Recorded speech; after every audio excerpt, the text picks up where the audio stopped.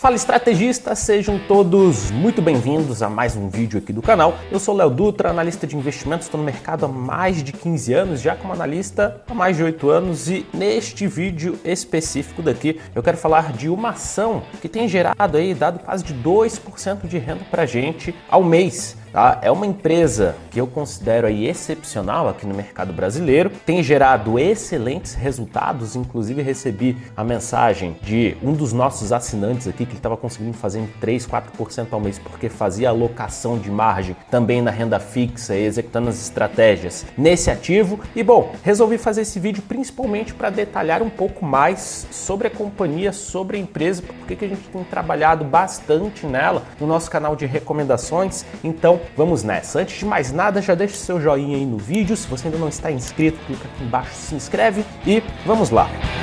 Bom, aqui eu quero falar então sobre a Prio 3. Prio 3, PetroRio, empresa que basicamente trabalha na área de exploração de petróleo de campos que já estão maduros. Então eles pegam os campos já maduros através de tecnologia, aumenta a eficiência daquele campo, aumenta a produção daquele campo. Uma das estratégias que gostamos bastante de executar são as estratégias de venda de put. Ou seja, eu faço a venda de put, eu recebo dinheiro em troca da obrigação de comprar a ação se o mercado cair. Então é algo que eu sempre falo. Quando vamos fazer esse tipo de estratégia, estamos delegando o nosso risco para as ações. Então o que eu tenho que fazer? Obviamente uma boa análise da companhia. Primeiro, se a empresa tem boa performance, se a empresa tem um risco, obviamente todas as empresas têm risco, têm seus fatores de risco, mas se tem um risco condizente ao que, obviamente, eu gostaria de tomar e se está negociando num preço baixo, que a gente fala que está negociando abaixo do seu preço justo, abaixo do seu valor intrínseco de médio e longo prazo. Agora, vamos falar aqui então sobre a Prio 3. Primeiro eu vou apresentar alguns números, depois eu vou falar um pouquinho do balanço passado dela, qual que é o preço justo estimado e vamos lá.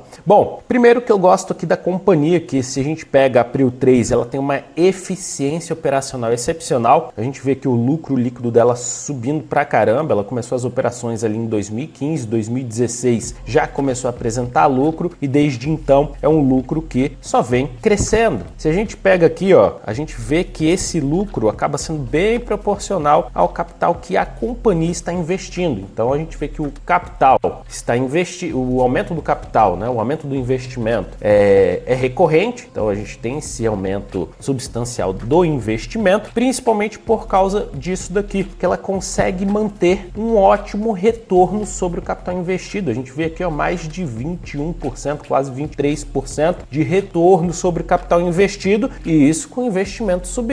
Então é natural que a gente veja o lucro líquido da empresa subir. E para a gente entender se a empresa tem espaço para continuar aumentando os investimentos, primeiro é importante que ela tenha esse retorno sobre esse capital investido que seja, obviamente, atrativo, mas sobretudo acima do seu custo de capital. Então ela tem um retorno sobre o capital investido ali de aproximadamente 23% e o custo médio ponderado de capital da companhia, que pega o que a empresa tem de patrimônio líquido, tem de endividamento e faz a ponderação ali do custo de capital da empresa, a gente vai ver que gira ali quase próximo a 15%. Aí então ela consegue ter esse retorno sobre o capital investido bem maior do que seu custo médio ponderado de capital. Bom, um outro ponto aqui interessante são as margens da companhia. A empresa tem uma margem líquida de 43,5%. Então, mais importante ainda do que tão somente olhar a margem, olhar a consistência disso daqui, o que nos mostra que é uma empresa excepcional no que se diz ao processo de geração de caixa. Então, quando a gente olha isso daqui sem olhar níveis de endividamento, de alavancagem, é até de se imaginar que a empresa não necessite se alavancar tanto para girar a operação, embora seja uma empresa, seja um setor que necessita muito de capex, né, que é investimento em capital produtivo, maquinários e tudo mais. Bom, vamos lá. A gente vê aqui, ó, exatamente isso, endividamento, aqui já partindo para a parte de risco, né? A dívida total por EBITDA gira aqui na casa de 1,5 aproximadamente, ou seja, em 1 ano e meio gerando caixa, a empresa simplesmente conseguiria quitar todas as suas dívidas. Então, quando a gente olha uma empresa de capital intensivo, é uma alavancagem relativamente baixa, principalmente porque é uma empresa que é uma excepcional geradora de caixa. Ao olhar aqui liquidez corrente também, o que a liquidez corrente faz? Olha, todos os ativos líquidos, caixa, dinheiro ali que tem em conta, investimentos de curto prazo e todos os passivos que são as obrigações, despesas, dívidas e obrigações de curto prazo. E fala, ó, a empresa tem um de ativo aqui e um de passivo circulante, né? Esses ativos de curto prazo. Então, o risco de insolvência aqui é muito baixo. A gente vê um risco de insolvência maior quando a empresa não tem uma liquidez corrente próxima de 1 ou muito abaixo disso, na verdade. Então, em termos de liquidez, está ok. E se a gente olhar aqui o índice de cobertura de juros, a gente tem um índice de 13,5. O que significa isso? Bom, a empresa tem as suas dívidas, ela paga juros dessa dívida. Só que com o que ela gera de caixa, o EBITDA dela, ela consegue pagar 13 vezes e meio que ela paga de juros. Então, sobra ainda bastante capital para girar a empresa, reinvestir, aumentar os investimentos, fazer um processo talvez de recompra de ações. E no caso da Prio 3 específico, a gente vê que é uma empresa que acaba fazendo aquisição de muitos campos de extração de petróleo. E inclusive isso muitas vezes acaba impactando o fluxo de caixa livre da empresa, porque o CAPEX, o investimento em capital, é muito alto, principalmente porque eles fazem de fato essa aquisição desses campos de petróleo. Mas vamos lá, eu quero falar de alguns pontos que a gente teve em cima do resultado passado da companhia. Pelo menos até o presente momento ao qual gravo este vídeo, a gente não teve ali o balanço do primeiro TRI de 2024, a gente vai pegar o último TRI de 2023, mas a gente tem aqui alguns pontos positivos, negativos e a expectativa para o futuro de acordo com o balanço da companhia. Então, primeiro ponto positivo, crescimento e expansão.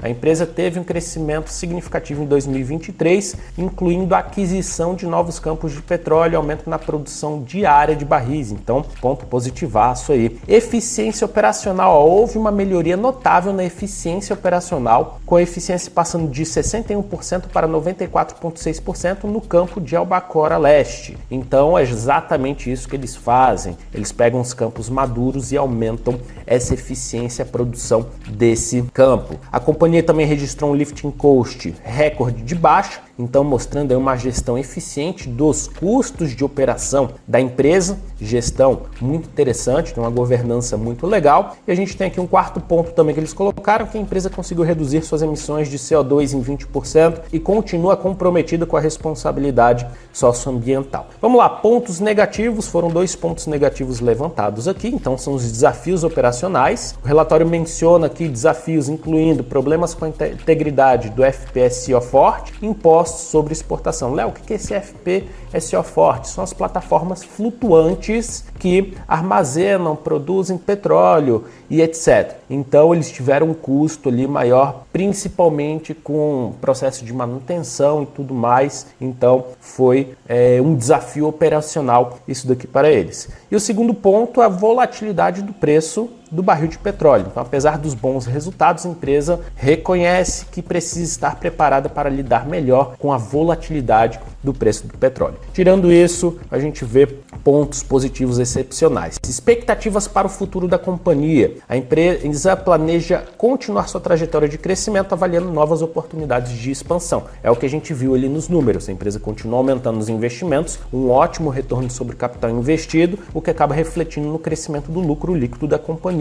Segundo ponto, governança corporativa. Então, há um plano contínuo de aperfeiçoamento da governança corporativa com a instalação de novos comitês e a promoção da cultura empresarial. Então, muito bacana também para que a empresa se mantenha aí no rumo certo. Investimentos e parcerias sociais. Então, a empresa planeja manter e expandir suas iniciativas sociais, como programas de treinamento para jovens e apoio a eventos culturais. Beleza. Quando a gente fala aqui, tá legal, Léo, a gente viu que tem uma boa performance, baixo risco, a empresa tem expectativa boa de crescimento, então é só fazer a venda de put ali, é só, enfim, comprar ação se quiser comprar ação? Depende. A gente segue muito a premissa do Value Investing, que tem ali o Benjamin Graham, o Warren Buffett, o Howard Marks, enfim, vários grandes investidores que trabalham em cima aí dessa tese, né? Dessa forma de investir. E no Velho Invest ele fala, investir em empresas de valor com bons fundamentos, mas que estejam negociando abaixo do seu valor intrínseco. Então o que é isso? Valor intrínseco, preço justo. A gente tem os ciclos de mercado e ciclos econômicos, ciclos de pessimismo, ciclos de otimismo, e o mercado fica assim,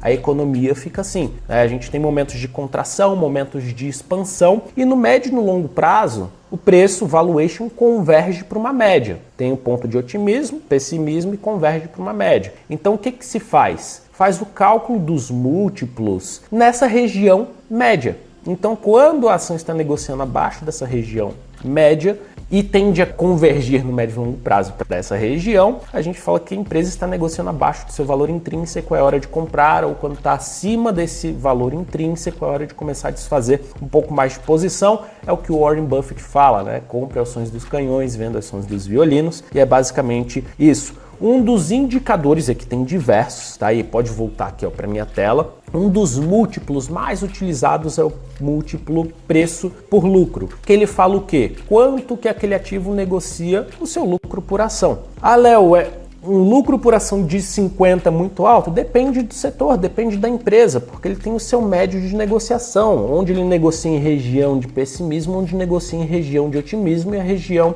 de retorno médio. Então, se a gente pega aqui o PL médio da empresa, do setor, a gente tem um PL médio de 8,4 vezes. E quando pegamos o lucro por ação, a estimativa de lucro por ação da companhia para o final do ano de 2024, para o ano fiscal de 2024, a gente tem as estimativas, e é isso aí, tem diversas plataformas, tá? Desde plataformas pagas, plataformas gratuitas, a gente tem a estimativa de R$ 7,90 por ação. Então ele me sugere um valor intrínseco da ação de R$ 66,36, que é muito interessante. Se a gente pega esse múltiplo aqui, ele bate muito com o que analistas de grandes bancos, Bank of America, Merrill Lynch, eles estão projetando ou estimando como um preço justo ali da ação, tá? Obviamente existem diversos outros métodos mais complexos, como fluxo de caixa descontado por saída de EBITDA ou por saída de receita, enfim, você tem diversos outros métodos para simplificar e que eu acho que funcionam muito bem.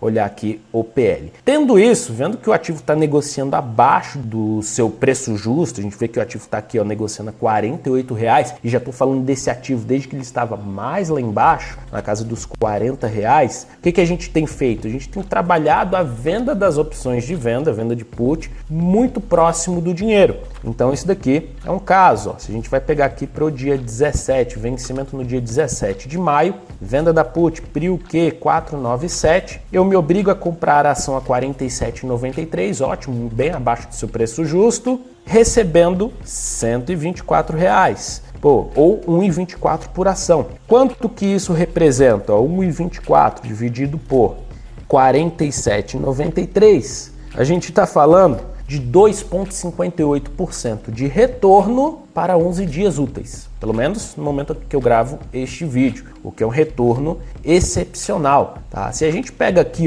para um vencimento um pouquinho mais para frente, 35 dias úteis, beleza, tá pagando R$ 1,37, em cima da obrigação de comprar o ativo a R$ 47,81, a gente está falando já de 2,86 para 35 dias úteis, o que é excepcional também, tá? Então, quando o ativo já está negociando abaixo do seu valor intrínseco, eu particularmente gosto de fazer a venda das puts mais no dinheiro, com o mesmo intuito de uma eventual aquisição da ação, porque eu vejo que tem um potencial de crescimento e ganhar com esse upside também, tá? Então, é uma forma que eu particularmente gosto de atuar. Me fala aí nos comentários como que você gosta de atuar e se você faz dessa forma também. Se faz, quais os resultados que está obtendo. E pessoal, convite aqui para vocês, tá? A gente vai fazer um evento chamado Renda 60K mostrando como buscar uma renda passiva de R$ 60 mil em 1/4 do tempo, utilizando o mercado de opções para acelerar e otimizar esse processo sem aumentar os riscos. Então,